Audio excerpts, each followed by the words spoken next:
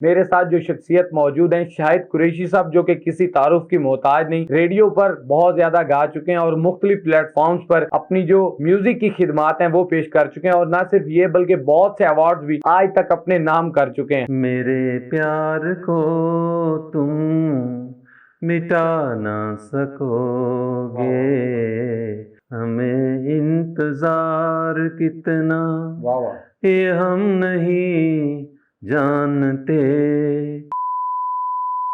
अस्सलाम वालेकुम जी, पाकिस्तान स्टोरीज के साथ फैसल अली आपकी खिदमत में हाजिर है। आज की ये वीडियो म्यूजिक से ताल्लुक रखने वाले, म्यूजिक में इंटरेस्ट रखने वाले लोगों के लिए बहुत ज़्यादा मुफीद होने जा रही है। मेरे साथ जो शख्सियत मौजूद हैं, शाहिद कुरैशी साहब, जो कि किसी तारुफ की मोहताज नहीं, रेडियो पर बहुत ज़्यादा गा चुके हैं और मुख्तलिफ प्लेटफॉर्म्स पर अपनी जो म्यूजिक की खिदमात हैं वो पेश कर चुके हैं। और न सिर्फ ये बल्कि बहुत से अवार्ड भी आज तक अपने नाम कर चुके हैं। तो आइए इनसे भी आपकी बात कराते हैं, जानते हैं कि कितने अरसे से सिंगिंग से मुंसलिक हैं। यहाँ पर एक और बात का इजाफा करता जाऊं तो शाहिद कुरैशी साहब जब गाते हैं तो मोहम्मद रफी, किशोर कुमार, मुकेश और बहुत से लीजेंड सिंगर्स को ऐसा गाते हैं कि सुनने वाले के लिए अपने कानों पर यकीन करना मुश्किल हो जाता है कि वो उन लीजेंड सिंगर्स को सुन रहा है या शाहिद कुरैशी साहब को सुन रहा है। तो शाहिद कुरैशी की जबानी आपको कुछ सुनाते भी हैं और इनसे कुछ बातचीत भी करते हैं। अस्सलाम वालेकुम। वालेकुम अस्सलाम जी, कैसे हैं आप? फैसल भाई बिल्कुल ठीक, अल्हम्दुलिल्लाह। माशाल्लाह। मुझे ये बताइएगा कि सर, बेशुमार जो रिकॉर्ड्स हैं वो आप अपने नाम कर चुके हैं, मुझे इतना बड़ा इंट्रो देना पड़ा, आप किसी तारुफ के मोहताज भी नहीं है।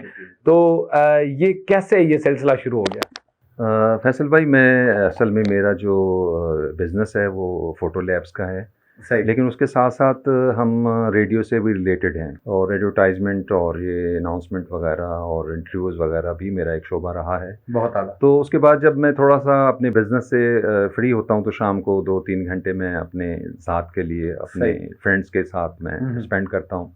सही सर। और उसमें मैं आर्ट काउंसिल को भी जॉइन करता हूँ। आर्ट काउंसिल के मैं मेंबर भी हूँ और मुख्तलिफ़ अकेडमीज़ में भी मेरा आना जाना है, लोग बुलाते भी हैं। सही सही। और मैं ऑलरेडी मेरी इस वक्त जो पहले थी सुरसंगम अकेडमी, उसके बाद उस्ताद सगीर साहब वाली, उसके बाद मैंने जॉइन किया सुरलगन, सही। मलिक इमरान साहब की एकेडमी है। तो इस तरह यूब बलोच साहब के पास भी आना जाना होता है, आरफ खां बाबर साहब के पास भी आना जाना होता है। उनसे सही बड़ी रिस्पेक्ट मिलती है और बड़ी सीखने को बहुत कुछ मिलता था।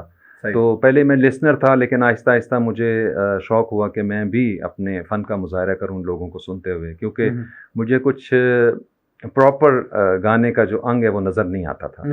तो फिर मैंने शायद बताने के लिए या लोगों को मुतवज्जा करने के लिए, कुछ आवाज़ का मेरे पास बहुत बड़ा जादू है, सही। बात करने का भी और गाने का भी। तो बहुत मैंने आला। उस अंदाज़ में अपने आप को अपने एंटरटेनमेंट के लिए मैंने ये शुरू किया और सही। अल्हम्दुलिल्लाह बहुत दाद मिलती है और तमाम म्यूज़िशियंस की ख्वाहिश होती है कि वो मेरे साथ म्यूज़िक बजाएँ ताकि उनका भी नाम हो। बहुत आला। तो फैसल भाई, ये है छोटे से हमारा सफ़र जो तकरीबन 8-10 साल पे मुहीद है सिंगिंग का। सही सही। तो आवाज़ की दुनिया जो है वो तो तकरीबन पिछले मैं 30-35 साल से रिलेटेड हूँ, मुंसलिक हैं उनसे। मुंसलिक हूँ। और मैंने रेडियो से भी अवार्ड लिए और मुझे 50 ईयर एक्सपीरियंस अवार्ड भी दिया मेरे फादर से लेके अब तक। बहुत आला। कि हम लोग कमर्शियल सर्विस का जो प्रोग्राम्स होते थे उसके लिए जो फाइनेंसिंग होती थी और हम पब्लिक से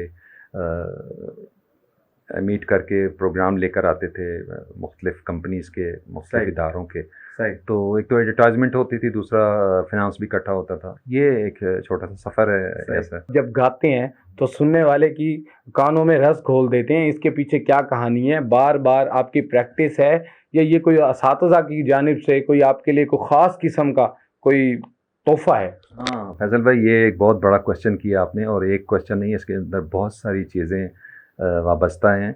देखें, किसी सिंगर को बनने के लिए पहले तो जो ऑलरेडी सिंग कर रहे होते हैं उनको सुनना पड़ता है। जब आप उनको गौर से सुनते हैं, उनकी कोताहियों और कमियों को जब आप महसूस करने लगते हैं, तो आप समझें कि आप भी गाने के हकदार हैं और आप गाना करना शुरू कर देते हैं। सही। तो मेरी कोशिश यही रही है कि मैंने तमाम सिंगर्स को सुना और मैंने उनको कॉपी करने की कोशिश की, उनके अदा में, उनके अंग में, उनके अंदाज़ में, उनके तलफ़्फ़ुज़ को।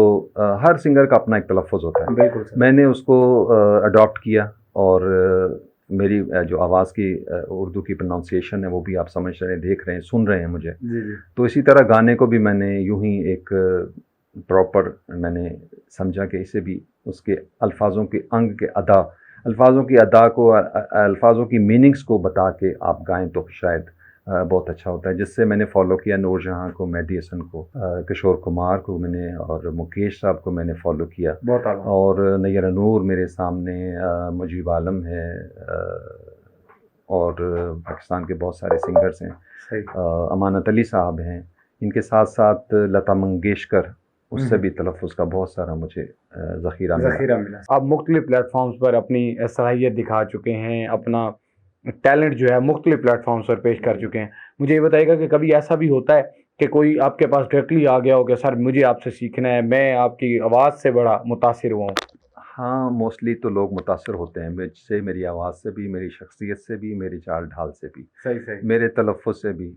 सही। और लोगों की ये कोशिश होती है, ख्वाहिश होती है कि हम इसके साथ बैठें और बातचीत करें। सही। तो मैं कई दफ़ा कई प्लेटफॉर्म से मैंने प्रोग्राम्स किए, भावलपुर आर्ट काउंसिल से भी, डीजी खान आर्ट काउंसिल से भी, मुल्तान आर्ट काउंसिल से भी, और बहुत हम आला। लोग अपने एकेडमी के प्रोग्राम्स भी एंगेज करते हैं मुख्तलिफ हॉल्स में। तो वहाँ पे भी लोगों की कोशिश ये होती है कि एक दफ़ा इनसे मिल लिया जाए, ज़रूर सही। मिला जाए। सही। तो मैं जब आर्ट काउंसिल भावलपुर में मैंने जब परफॉर्म किया, उस वक्त डायरेक्टर थे सलीम कैसर साहब। सही। तो यकीन जानिए उस हॉल में तकरीबन को 400-500 लोग बैठे थे। हर बंदे की ख्वाहिश यही थी कि एक दफ़ा ही हमें गले शायद मिल कोई हिसाब से लें, मिला गले जाए। मिल लें मेरे। बहुत आला। मैंने खुशी महसूस हुई, और मैंने डिसिप्लिन को ना ख़राब करते हुए एक-एक बंदे के पास मैंने कहा आप बैठे रहें, मैं आपके पास खुद आता हूँ। मैं क्या जाके बात, एक-एक क्या बंदे के बात। पास जाके मैं मिला, और उन्होंने बहुत मुझे सही। एप्रिसिएशन दी। चलें, बाकी बातें तो होती रहेंगी।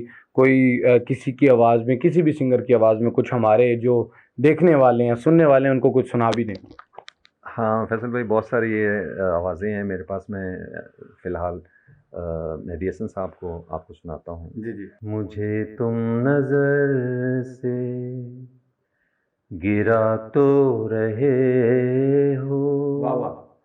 मुझे तुम कभी भी भुला ना सकोगे, न जाने मुझे क्यों यकीन हो चला है, क्या बात। मेरे प्यार को तुम मिटा ना सकोगे, मुझे तुम नज़र से।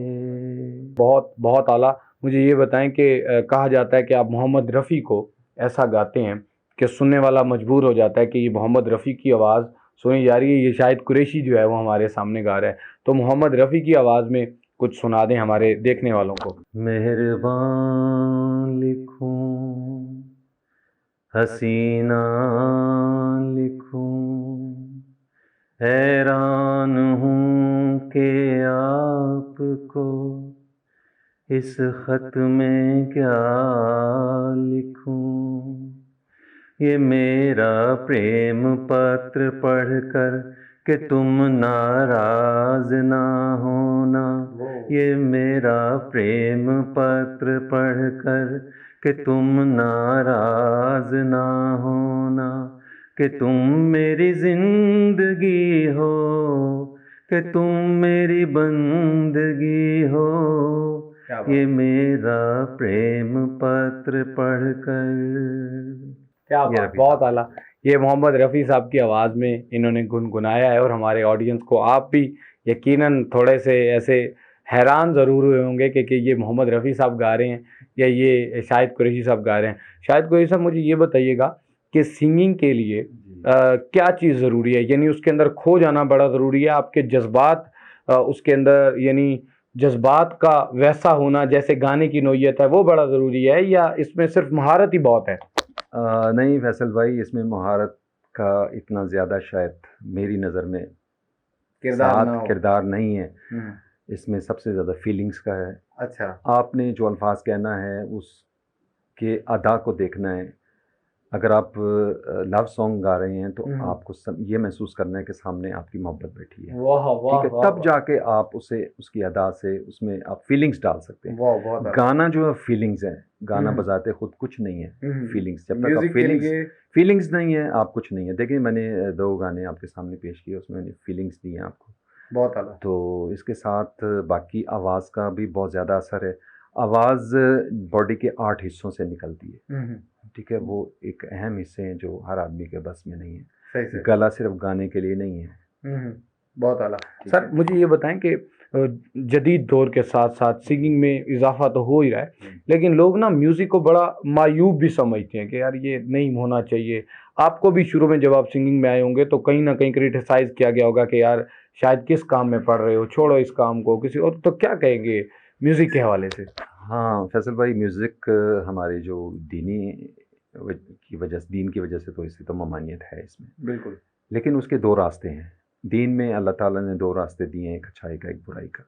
अगर आप उसे अच्छाई के तौर पे उस रास्ते को चुनते हैं तो वो बेहतर है, अगर आप बुराई के लिए तो वो बेहतर नहीं है। ठीक है, इसमें रिस्क में भी इंसान के अच्छाई के रास्ते पे चलने के लिए उसमें आप अपने आप को गुनाह की तरफ मत लेके जाएं। बड़ा उनका नाम था, तो मुकेश की आवाज़ में अगर कुछ हमारे लिसनर्स को, कुछ देखने वालों को सुना दें तो। जाने कहाँ गए वो दिन,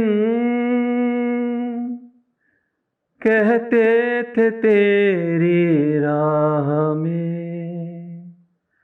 नजरों को हम बिछाएंगे, जाने कहीं भी तुम रहो, चाहेंगे तुमको उम्र भर, तुमको न भूल पाएंगे।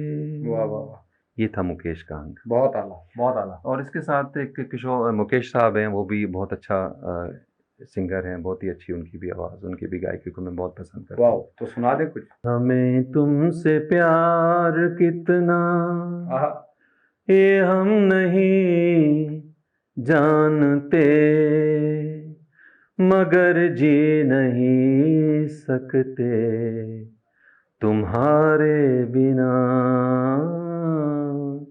हमें तुमसे प्यार, सुना गम जुदाई का उठाते हैं लोग, जाने जिंदगी कैसे बिताते हैं लोग, दिन तो यहाँ भी लगे बरस के समान, हमें इंतजार कितना वाह वाह, ये हम नहीं जानते, मगर जी नहीं सकते तुम्हारे बिना। जी तो नाजरीन, मेरे साथ शाहिद कुरैशी साहब मौजूद थे। शाहिद कुरैशी साहब जो कि मुख्तलिफ प्लेटफॉर्म्स पर सिंगिंग कर चुके हैं और इनको ये अवार्ड मिला है कि ये मोहम्मद रफ़ी साहब की तरह गाते हैं। और वाकई आपने इनकी आवाज़ सुनी, आप इनकी आवाज़ सुन के क्या कहेंगे और इनके आपने फीलिंग जानी, इनकी फीलिंग्स के हवाले से क्या कहेंगे, अपनी राय का इज़हार कमेंट बॉक्स में ज़रूर कीजिएगा। इसी के साथ अपने मेज़बान फैसल अली को शाहिद कुरैशी के साथ दीजिए इजाज़त। आरानी के बाद।